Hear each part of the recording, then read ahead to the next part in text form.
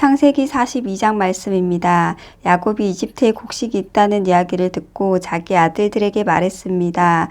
왜 가만히 앉아서 서로 얼굴만 쳐다보고 있느냐? 듣자 하니 이집트에는 곡식이 있다고 한다. 이집트로 내려가서 먹을 곡식을 좀 사오너라. 그래야 먹고 살 수 있지 않겠느냐? 그리하여 요셉의 형 10명이 곡식을 사려고 이집트로 내려갔습니다. 하지만 야곱은 요셉의 동생 베냐민은 형들과 함께 보내지 않았습니다. 야곱은 베냐민에게 좋지 않은 일이 일어날까봐 두려워했습니다. 가나안 땅에도 가뭄이 들었기 때문에 이스라엘이라고도 부르는 야곱의 아들들은 곡식을 사기 위해 다른 많은 사람들과 함께 이집트로 내려갔습니다. 그때 요셉은 이집트의 총리였습니다. 요셉은 곡식을 사러 오는 사람들에게 곡식을 팔고 있었습니다. 요셉의 형들도 요셉에게 왔습니다. 요셉의 형들은 땅에 엎드려 요셉에게 절했습니다.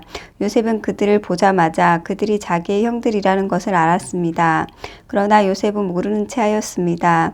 요셉이 쌀쌀한 말투로 물어보았습니다. 너희들은 어디에서 왔느냐? 형들이 대답했습니다. 우리는 가나안 땅에서 먹을 것을 사려고 왔습니다. 요셉은 그들이 자기 형들이라는 것을 알았지만 그들은 요셉을 알아보지 못했습니다. 요셉은 형들이 자기에게 절하는 꿈을 꾼 것이 생각났습니다. 요셉이 형들에게 말했습니다. 너희들은 정탐꾼이다. 너희들은 이 나라의 약점을 알아내려고 왔다. 그러자 요셉의 형들이 요셉에게 말했습니다. 네 주여, 그렇지 않습니다.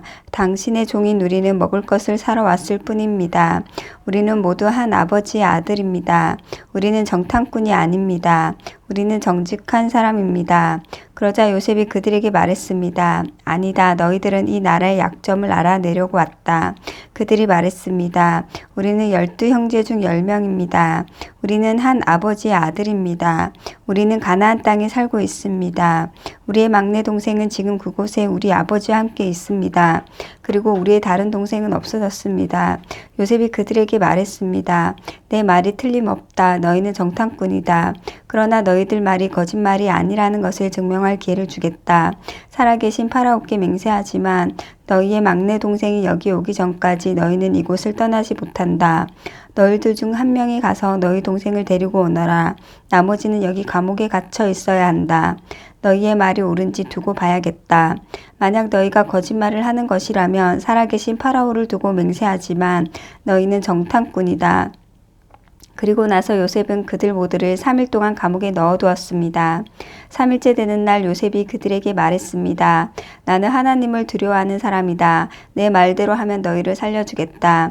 만약 너희가 정직한 사람이라면 너희 중 한 사람만 여기 감옥에 남아있어라. 그리고 나머지 사람들은 곡식을 가지고 돌아가서 너희의 굶주린 식구들에게 먹을 것을 주어라. 그리고 나서 너희의 막내 동생을 데리고 오너라. 만약 그렇게 하면 너희의 말이 진실인 줄 알고 너희를 살려주겠다. 그들은 요셉의 말대로 하기로 했습니다. 그들이 자기들끼리 말했습니다. 우리가 동생에게 한 일 때문에 이런 벌을 받는가 보다. 우리는 동생이 고통을 당하면서 우리에게 살려달라고 애원하는 것을 보면서도 동생의 말을 듣지 않았다. 그래서 우리가 지금 이런 고통을 당하는 것이다. 그러자 르우벤이 그들에게 말했습니다. 내가 그 아이를 해치지 말라고 하지 않았느냐. 그런데도 너희는 내 말을 듣지 않았다. 그 아이에게 한 일 때문에 우리가 지금 이런 벌을 받고 있는 것이다. 요셉은 자기 형들에게 말할 때 통역하는 사람을 통해서 말을 했습니다. 그래서 형들은 요셉이 자기들끼리 하는 말을 알아들을 거라고 생각하지 못했습니다. 요셉은 형들이 있는 곳에서 나와 울었습니다. 그리고 얼마 있다가 다시 돌아와 형들에게 말했습니다. 요셉은 시므온을 붙잡아 다른 형들이 보는 앞에서 시므온을 묶었습니다. 요셉은 종들에게 자기 형들의 가방에 곡식을 가득 채우라고 말했습니다.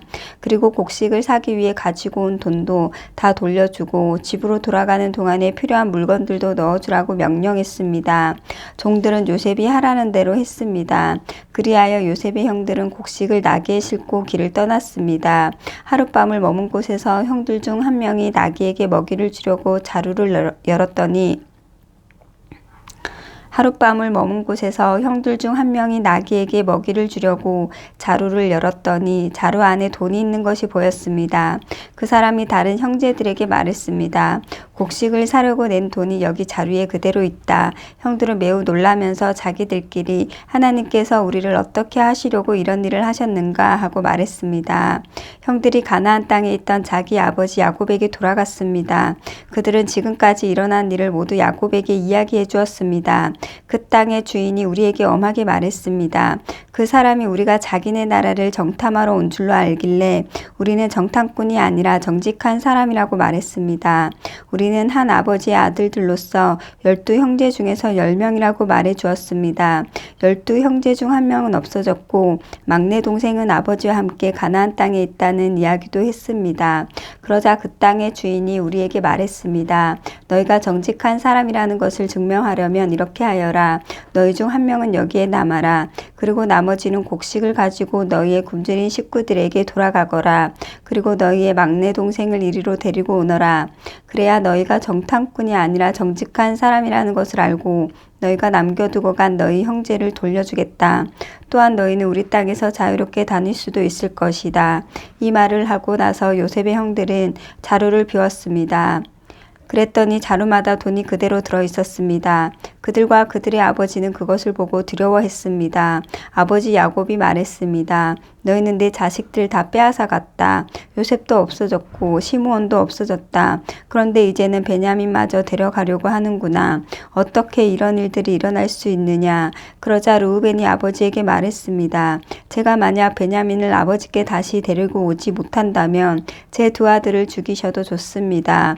베냐민을 저에게 맡겨주십시오. 아버지께 다시 데리고 오겠습니다.